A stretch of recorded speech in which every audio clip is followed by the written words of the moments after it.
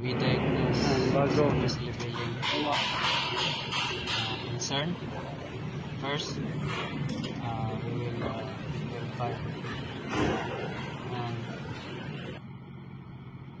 check with the scan tool if there's a DTC, and then check visually the suspension, air suspension, if shock is leaking or the air spring is blown, and then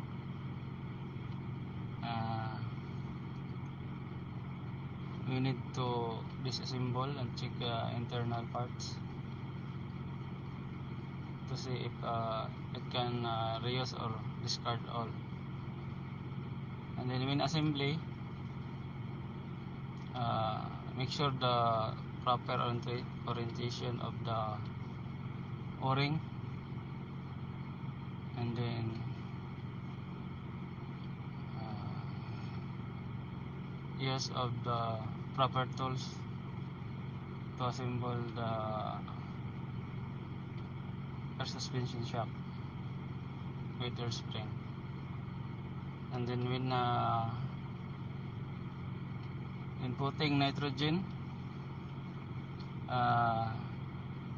charge the air tank at 16 bar, front suspension to 6 bar, and the rear suspension is 5 bars. Then after that one,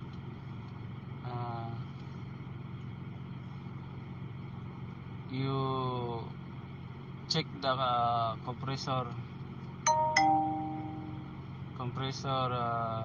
operation. If compressor operation is good, check again the pneumatic connection if there is a leak in the system. If no leak in the system, proceed to equalize front air spring, and then equalize rear air spring, air suspension. After that one, you learn the trim height. If F47, front is 940 millimeter and the rear is 950 millimeter. And then after that, you will set to target